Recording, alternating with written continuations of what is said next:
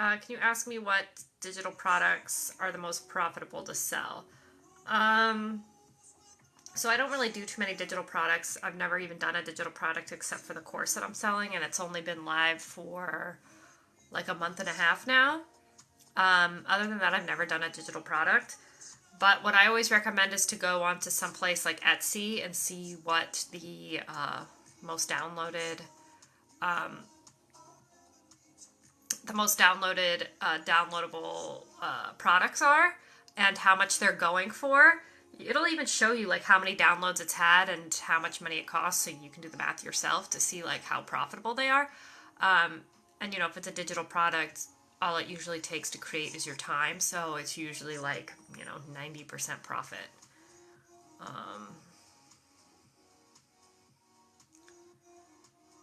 When you're doing a case study on TikTok, how long do you let it run for? Um, you could do it, 5 days for a case study, 15 days, 30 days, really, until you actually get a good amount of data to analyze from. I'm glad you liked the email, guys.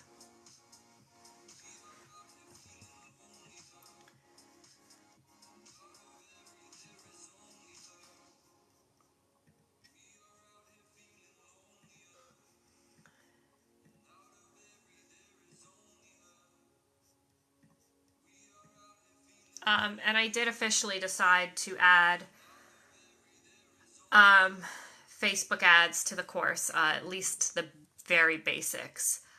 So I will be adding that to the course, so that will be exciting. So then you'll have two services in your arsenal if you want. Yes, TikTok ads is definitely a good service to learn and offer. That is a service that I offer. If I were to start all over again, and if I was starting today all over again, the first skill I would learn is how to do TikTok ads, because it's still so new. So competition, there isn't a lot of it yet, and tons and tons and tons of brands spend millions of dollars on ads. So it's a really good skill to learn. What courses did you study to apply to what you currently do? I've never taken a course. Udemy used to have some free courses back in the day. I don't know if like every week they do a couple free courses, so I had like skimmed through some of those. But even if I did, it would have been like 10 years ago. I've taken like courses on like public speaking. They didn't pay off. But I didn't pay for them. They were free on Udemy too. Not that they were bad courses. They were really good courses. Um, I didn't apply it good enough. Yeah, I'm glad you guys are excited for Facebook ads. So if you buy the course now, you'll get that update for the Facebook ads. I'm also going to run it like as a promo for this month.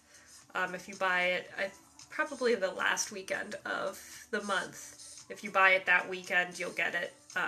But obviously, if you've already purchased the course, you automatically always get those freebie updates. So it pays to be one of the first people to get the course. The sooner you buy the course, the more you'll get. How can we get clients through LinkedIn? Any other method? Yeah, so I have a different approach on LinkedIn. I don't do any outreach on LinkedIn. So what I do on LinkedIn is I change my profile status to open to work. Your like profile will have a little banner over it that says open to work. And then what I do is I just post a ton of content relevant to my skill or services that I'm offering. So Facebook ad articles, I write blog posts using ChatGPT about Facebook ads or email marketing, and then just use a ton of hashtags that are also relevant to your service or skill.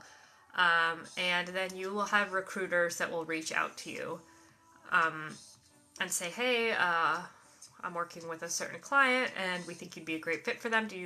Would you mind if we submitted you for this offer? And you always say yes. I've gotten a lot of clients that way. You can reach out to clients on LinkedIn. There are job listings, and that's how I would recommend doing it on LinkedIn. I wouldn't recommend cold outreach. You can do cold outreach on LinkedIn. Just hit up businesses that aren't even searching or actively looking for that type of service. And you could hit them up and still say like, hey, But for me personally, it's a lot harder of a sale to sell somebody who's not asking for it, right? Like, first of all, you have to convince them that they need this service or that they need to get rid of their current person doing it. And that's a lot harder to get that kind of a client than it is to somebody who's actively looking for somebody to fill that position or that service, if that makes sense.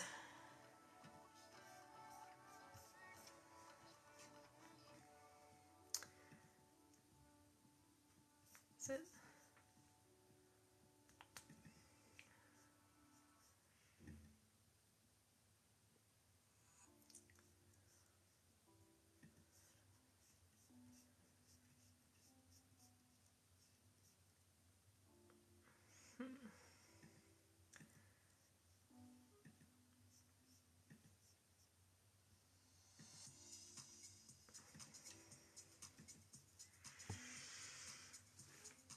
Hi, Buzzy. Happy Women's Day. Oh, thanks. It is International Women's Day. I think it's like Women's History Month, but today is International Women's Day. I have a lot of clients that are doing promos today. So thanks. That's nice.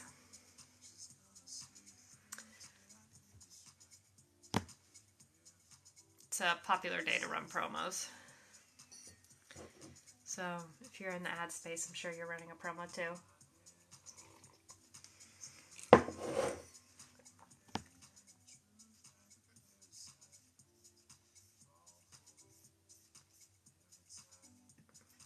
Don't understand. Hi, Brenda.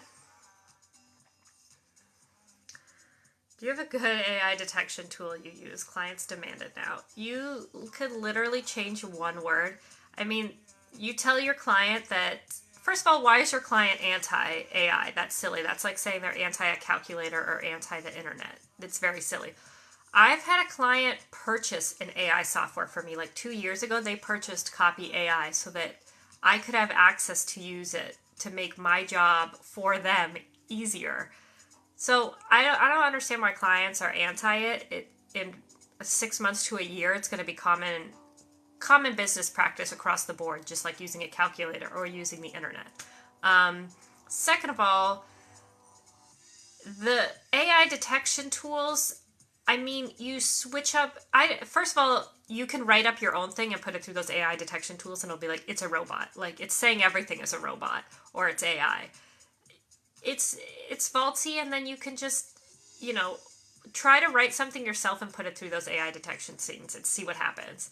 But they're not right, and they can't detect it. There's literally no way they can detect it if you copy and paste it. There's just no way. It's just, it's like,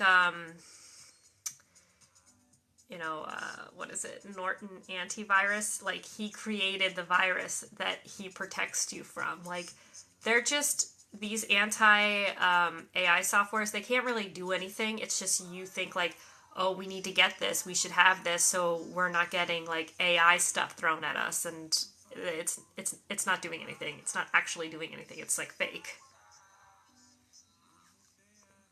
Do you know anybody who got clients through cold email? Yeah, sure. It just takes a lot more time and a lot more effort. I don't understand why this is happening.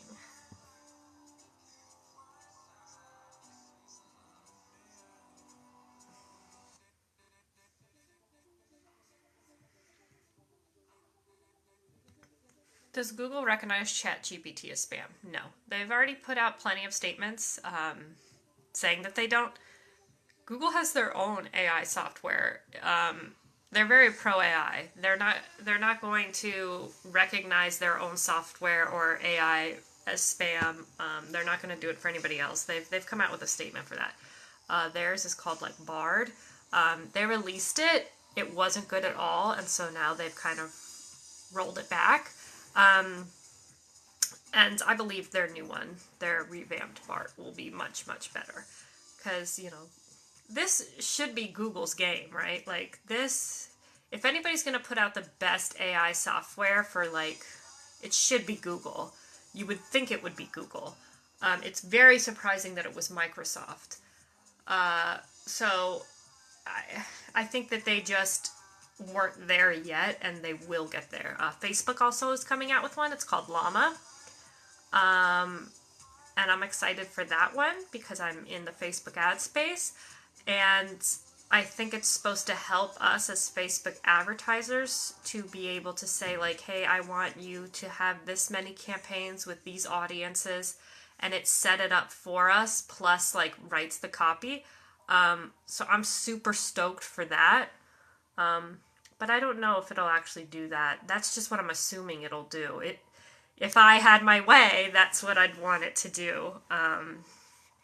Just like I think Google should be able to say, like, because it should be integrated with your Google account. So you could say, like, hey, write an email. Just like when you say, like, hey, Siri, send a text to somebody. You say, like, you tell the Google chat, hey, Google, write an email to such and such. I want to let them know about this. Make sure you include these bullet points and send this attachment. And it'll just automatically do it because it's all integrated. Or say, like, open up a new Google Doc and fill it with all of the information that I got from this email. And it'll automatically do it. So I really, really, really hope that's the idea of these things, because that would make life so much easier. If everything gets integrated that way, can you imagine? Oh my god. Hi. So we'll see. Only time will tell. Only time will tell.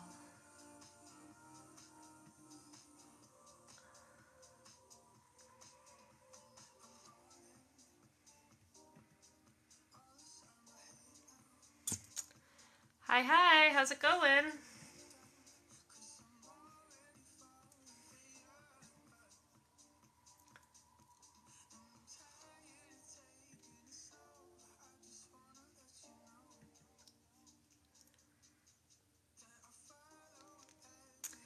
If you guys have questions, feel free to answer them. Or ask them and I'll answer them.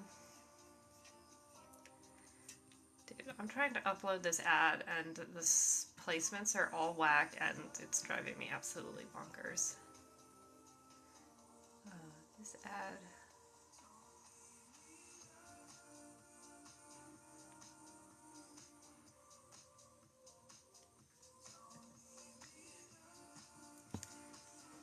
When you first learned a digital skill, did you only focus on Facebook ads? Facebook ads and email marketing.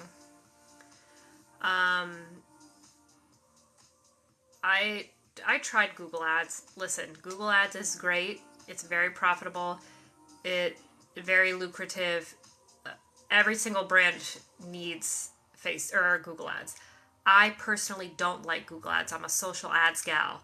That is my thing. And that's normal. Like, the Google people and the social people for ads usually don't cross over. If you're really good at one, you're typically not really good at the other, just because you have two separate mindsets for them. Facebook is like, hey, I'm going to figure out an audience that is going to want to purchase this product, and I'm going to create an ad and put it in front of them, right? That's the strategy. And then retargeting as well. And then Google is like, okay, I know people are searching for this product, so I need to pop up when they're searching for it. So it's two separate, strategies and like mind thinking. So I'm thinking of like, okay, how do I get this in front of the right people? And Google's thinking, okay, how do I get this in front of the people who already want it? So it's a bit different strategy, and I just don't like Google Ads. I just don't like them. I don't like keywords. Like, that's not for me. But if you've try learning both, and whichever one you gravitate to more, run with it. A lot of people love Google Ads, doing Google Ads. Not for me. I think it's like whichever one you learn first is the one you go with. You also, Google kind of, you hit a cap on Google. You don't really ever hit that cap on Facebook ads. there's always more money to be made on Facebook ads, technically. So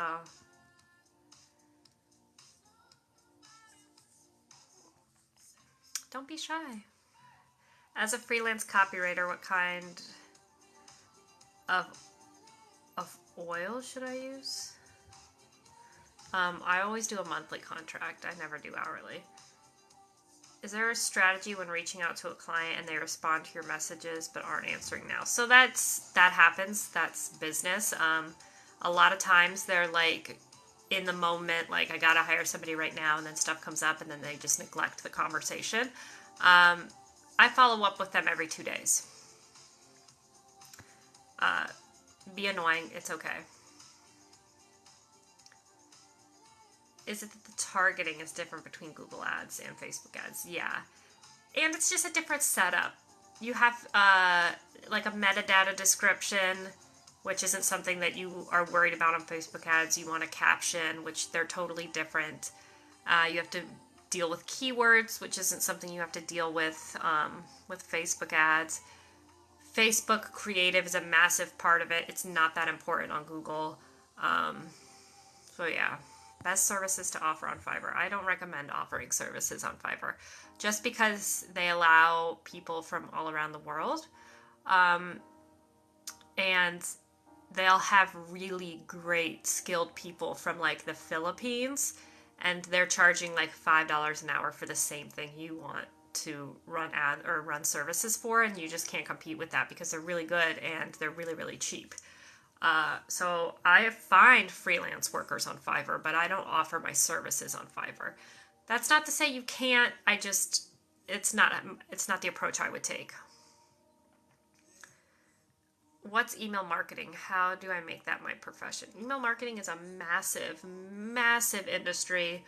All of my clients, at least 40% of all of their online revenue is attributed to email marketing. So don't sleep on emails. If they made $1 million, 400,000 of that came from emails. So it's a huge moneymaker. And people just think it's like sending out an email blast like once a week, and it's not about that.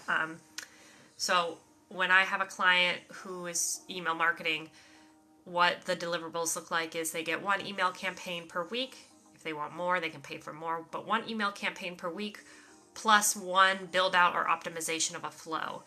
So I will do an email campaign based on, anything that they're looking to feature, just product features, if they've got promos going on, anything important about them happening. And then flows are, welcome series, abandoned cart series, customer win back, all of those. So if they don't have those built out, I'll build them out for them. And if they do have them built out, I'll optimize them. I'll spruce them up. I'll do A and B testing.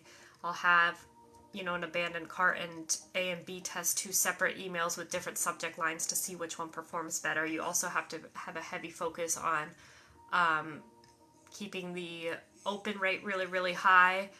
You do that by segmenting out the lists with engaged people and scrubbing the list of unengaged people so that the open rate stays really high and you don't end up in the promotions tab or spam. So there's a lot that goes into it, and little tiny changes can make a big impact. And it's very lucrative. If you are running a brand's email campaigns, they pay very well. If you're bringing in 40% of their revenue, they're going to compensate you for that. What kind of digital products do you think would work well?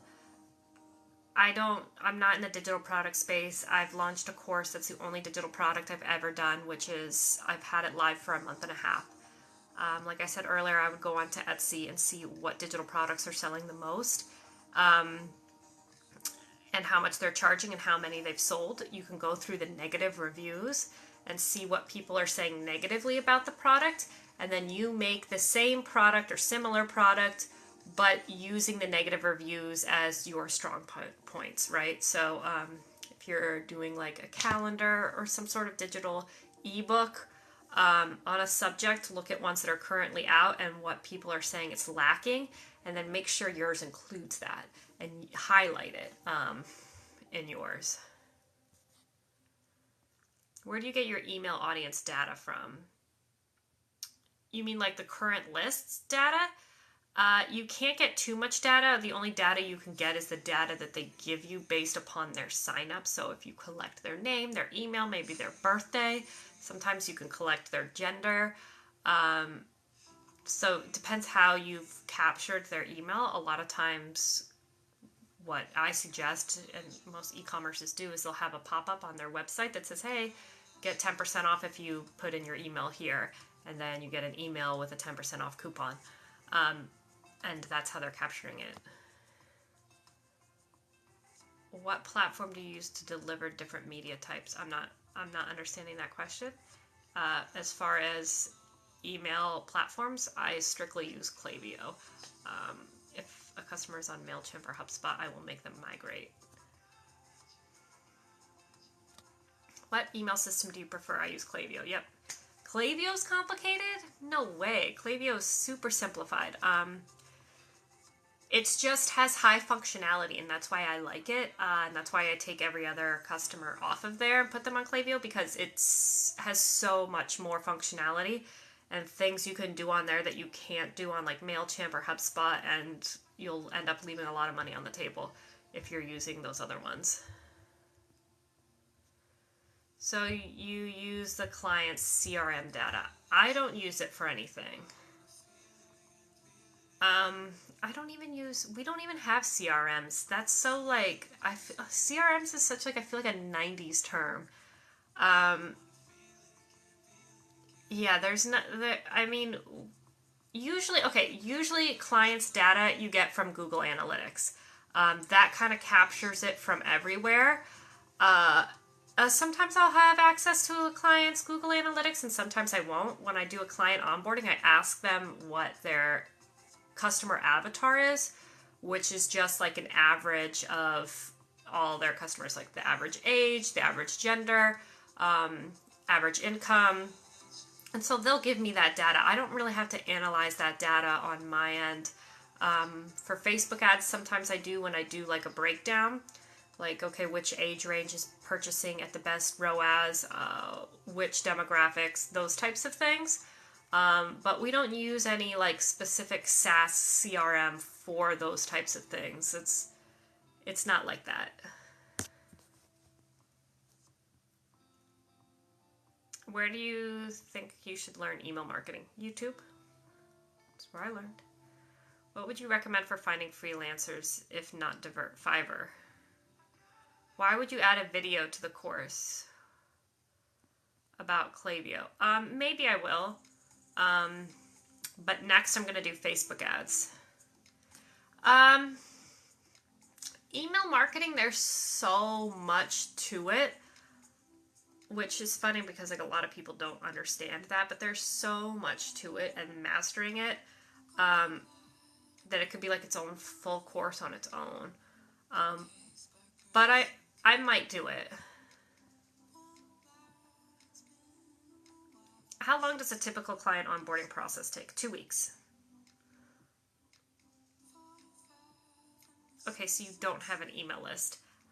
I don't have an email list to give to clients, and legally you're not allowed to do that if that's what you're suggesting. They have to build their own email list, and then I manage their email campaigns and flows on their behalf and optimize it for them. Buying lists that they haven't legally subscribed to marketing from you is illegal. Tons of people do it regardless. Technically, it's illegal, so you shouldn't be offering that type of stuff. It's sketchy. Not to mention, it's not going to do you any good. You're going to land in spam because they didn't subscribe to you. They don't want to see your emails. They're not opening them. You're kind of trying to cheat, and in the long term, it's no bueno. I have an email list for my students with my course that have signed up. Everybody who signs up in my link in bio, because they've subscribed to my newsletter, and I can email them and they can opt out whenever they want. But yeah, I get a client, they have their email list already. I help them capture more emails by optimizing their pop-ups or doing giveaways for them. Klaviyo does pay me for the business I give them. I'm a Klaviyo partner. So I get paid a percentage of each client. And I mean, I rep them hard. I love them. So the more clients I bring them, the more I get paid out. It's pretty cool.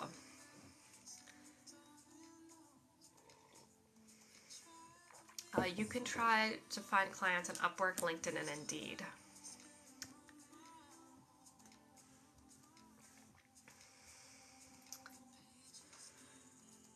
You said you don't use a CRM, but CRM is where advertisers keep their data, such as email subscribers.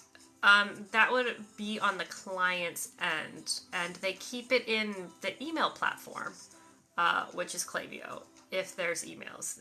You can export the list and keep it somewhere else if you want, but I don't know what else you would use it for if you're not using it for emails. You can download customer lists and make like Facebook ads based on the list and lookalike ads based on the list as well. That would be like the only reason you would export them, unless you're taking that email list to a new website or something like that.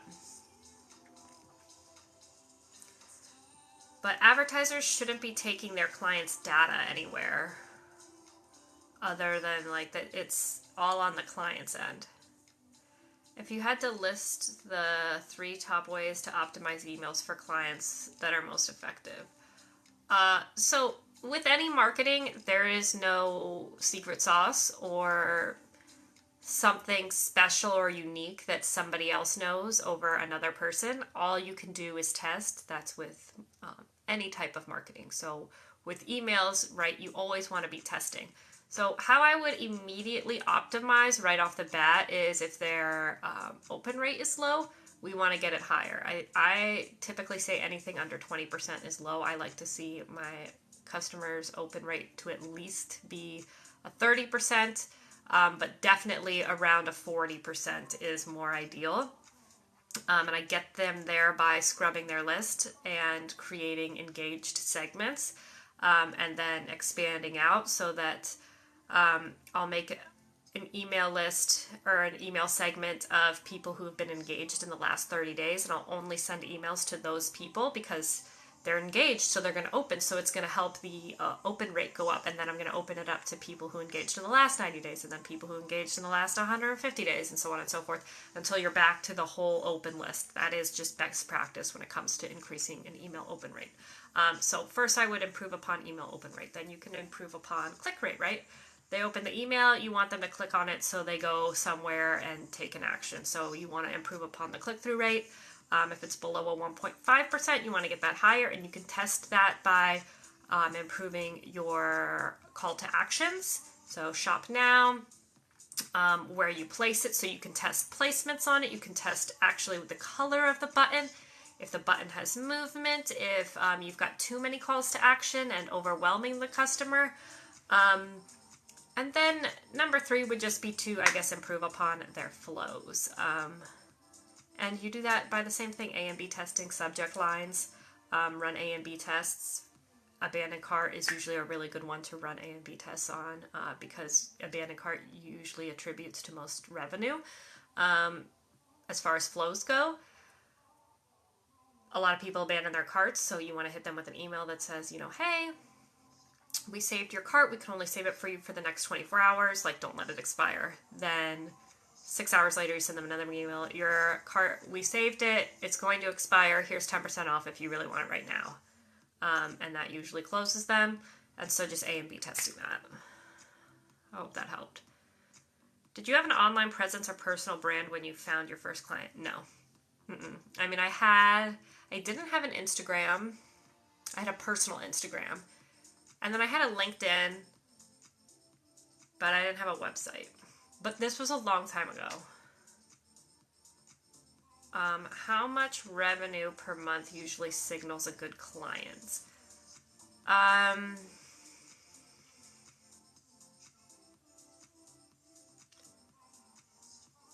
least 50?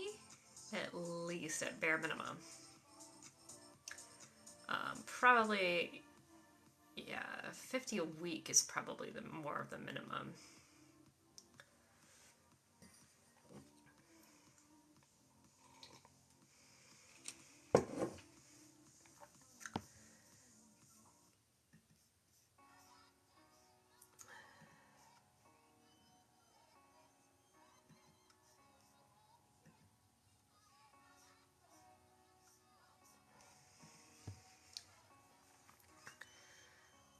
Nowadays, do you think it's possible to find clients without a personal brand?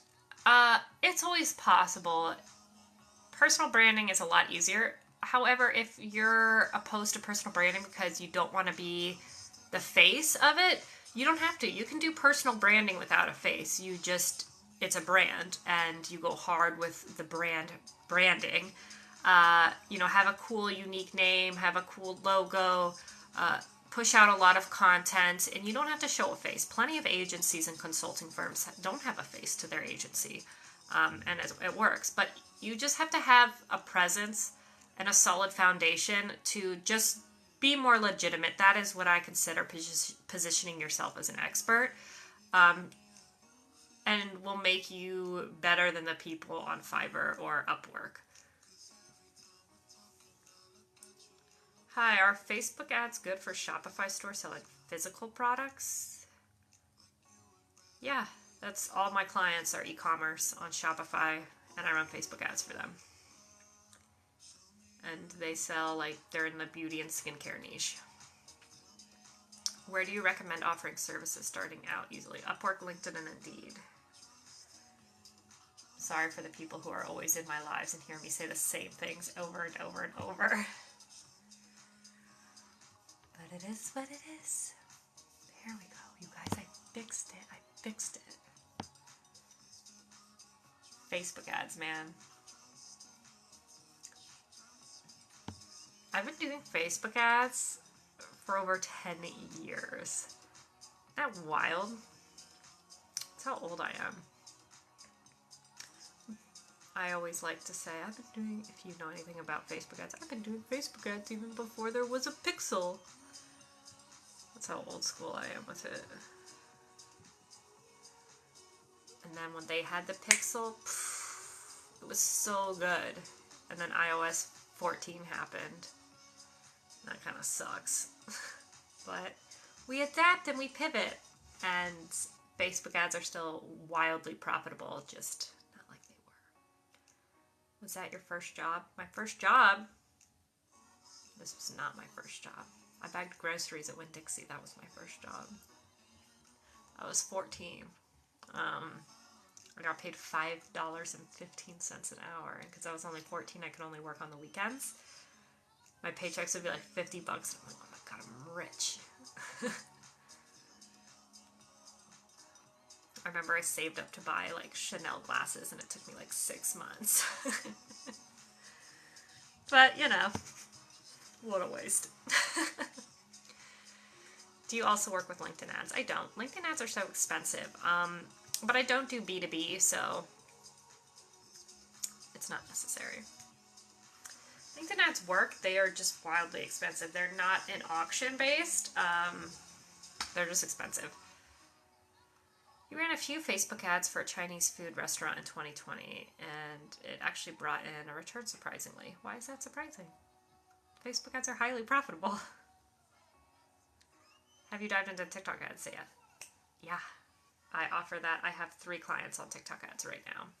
My one client is running a promo on TikTok ads, and they're doing a 5 ROAS. 5 ROAS at scale. It's wild. It's wild. I'm talking like, you spend $20,000, you get like 5 times the amount back. Like, it's pretty good. I actually need to increase the budget for them on that one. Whenever my clients are running like a massive promo, I always like to be more hands-on.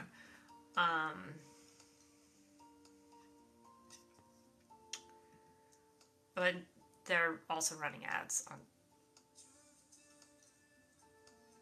every platform, obviously.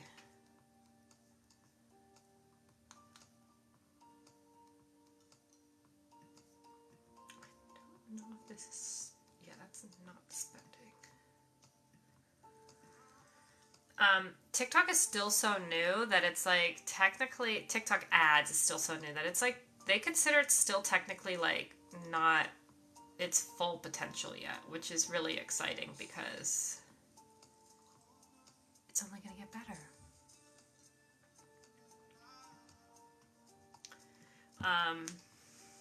And you can tell it's not quite there yet. It's the ad fatigue, oh my gosh, on TikTok is nuts. Like, you have to put in new creatives like every other day. Facebook is like, you could get away with 2 weeks. You only do ads, or do you sell also any products online? I don't sell any products online. I did do drop shipping back in the day, but that was a long time ago. Do you think TikTok ads are more effective than Facebook and IG? No. I do think that they will be better, though. Just not yet. Facebook has it down better because they've been doing it for longer, and I think once TikTok has that, they will. Where TikTok wins is when you have an organic video that goes viral, and then you repurpose that you put spend behind it, advertising spend behind it. That is where TikTok overperforms 100% of the time. I mean, most of the time the organic video that went viral performs better than the ad itself. So the organic growth on TikTok is far superior. That's why I'm more active on TikTok, because the organic reach here is nutty. So I fully believe it will be better. It's just not there yet because it hasn't been around long enough to get there. Can you show your profile on Upwork, Indeed, LinkedIn? Do you have a template somewhere for it? Yeah, in my course I do. How many hours a week / long did you work to be able to do all of this for only 10 hours per month? Well, my process was long because I didn't know what I was doing. I didn't even know I was going to start outsourcing the work. So it was like 5 years. But that's because I had no idea what I was doing, and I didn't know that this was going to be my process, or, you know. Can you share what are the biggest challenges your clients are facing after completing the course? I haven't gotten too many challenges. A lot of them want feedback on after they've built their website and things like that. And so the course does include a mentorship group. And we're always including those in the mentorship group, those questions, and you're getting a ton of feedback. And then just some challenges on, you know, more into outsourcing and booking clients. But I haven't had too many people finding those like as massive challenges. It's all doing pretty well. Everyone's doing pretty well. Oh my gosh, TikTok's freezing.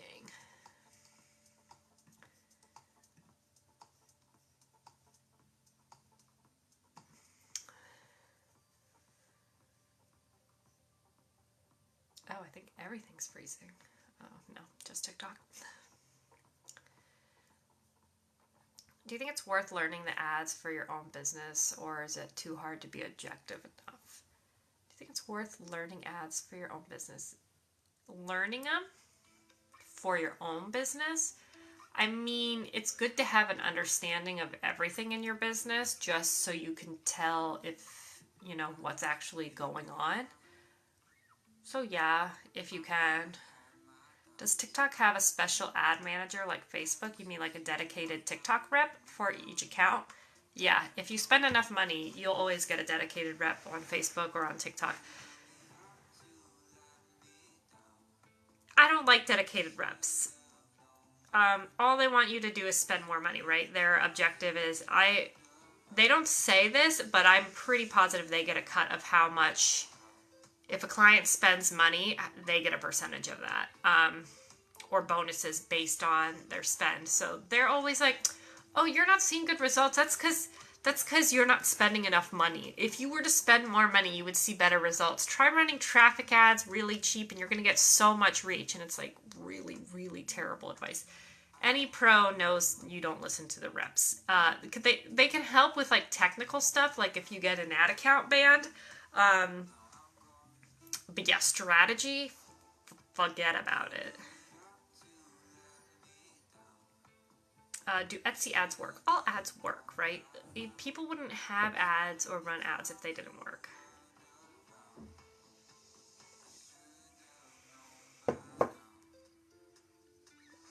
Does TikTok have a special ad manager like Facebook? You mean like a website? I don't know what you mean, like a chat support? I'm pretty sure they've got a chat support. I don't know what you mean by that.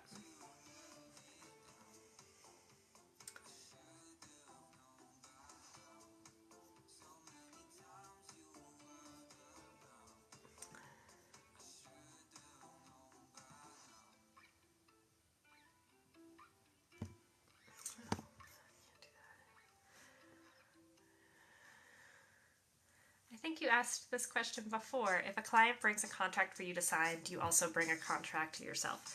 No. They just made it easier for you. Now you don't have to do a contract, right? What you do is you open up the contract, and before you sign it, you make sure everything looks right and legit. And you can tell them to amend it based on if there's needs to be any revisions or additions. So no, you don't. There's not going to be two separate contracts that get signed. There's one contract that gets signed. If they come to you with it, hey, your life was just easier. You didn't have to draft up a contract, but you do want to look it over and make sure everything is correct, and if there needs to be any amendments. In what cases would you recommend a client to partner with an influencer instead of paid social ads? In what cases would you recommend a client to partner with an influencer instead of paid social ads? Never either or. They should be doing both. There's benefits to both, and that influencer content, if it does well, they can put ad spend behind it. Marketing is never an either or in absolutes, ever. Test both. A lot of times influencers charge a lot, and the return may or may not be there. A lot of times the return can be astronomical, and a lot of times it can be piss poor. So it's always worth testing a couple of micro, a couple of macro influencers, and then also running paid ads with it. Test. On Facebook, you can boost a post, which isn't as effective as going into the Facebook Ads Manager and changing all those. You can change the demographics and audience when you boost a post, right? You can target what a boosted post. So boosted posts don't work because they only optimize for one thing, and that one thing is reach. And as we all know, nobody wants to optimize for reach. You want to optimize for a customer to take an action, right? To do something, to make a purchase, to sign up a lead form, to go into a store, right? So that's why boosts don't work. I mean, you can even optimize for engagement if you want to have more likes and comments. And with a boosted post, you can't do that. You cannot. The only optimization you have is for reach, but you can target your demographic audience with a boosted post. TikTok does not have something like that. I know that they will come out with it because a boosted post, if you're familiar with Google, it's like Google Ads Express, right? If you go into Facebook Ads Manager or into Google Ads Manager, it's really overwhelming if you don't know what you're doing, and it looks like hieroglyphics. And so they were like, okay, well, this is deterring people from spending money on ads because they can't read hieroglyphics. How can we get them to run ads and make it super simple? So they came up with boosted posts or Google Ads Express. It's shit. If you want vanity metrics like reach and impressions, boost to your heart's content. But yeah, and no, TikTok doesn't have anything like that yet, but they will. It's an easy way to make money. What do you advise should we go on with learning online business like Amazon or ads? So, I mean, it depends on the kind of person you are and what you gravitate to. With ads for other clients, it's kind of creative. Also, you're hands off in the business aspect, right? Like, you don't have to deal with customer service, which is something you'll have to deal with if you do like Amazon fulfillment or something like that, and inventory. So it just kind of depends on what you like personally. If you want to have your own branded Amazon store with products and do Amazon fulfillment and order that inventory and grow that way, you can totally do that. Tons of people make tons of money on Amazon storefront. But if you just want to be more of the marketing creative person, you don't want to have to deal with, product inventory, stuff like that. The thing is you have to pick something and stick with it and give it your all. You can't pick something, put all the moving pieces into place, and then when it's time to actually execute on it, and that's when it gets hard, and give up.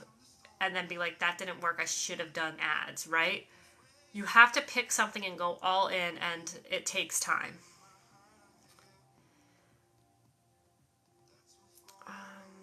Do you have a C Corp? I'm an LLC S Corp. Do you find more success on TikTok ads with influencer as the face of the ad or UGC creator? UGC. TikTok is a more authentic platform as opposed to Instagram. We've all seen it, right? The ads, they don't even look like ads. It looks like somebody's talking in their car, holding up their phone and just rambling on, and then they mention the product, and it's an ad, and that's exactly what the nature of that platform is more authentic and more in real time rather than a studio produced content. So I do see UGC performing better. That being said, if you've got heavy hitters, I'm in the beauty skincare space, so Alex Earl or Michaela, who, that girl will mention a product and it is sold out on the planet. So, unless you have a heavy hitter like them, I wouldn't pay. They would have to give you a case study, right? They'd have to prove return on investment. But I do see UGC performing a lot better.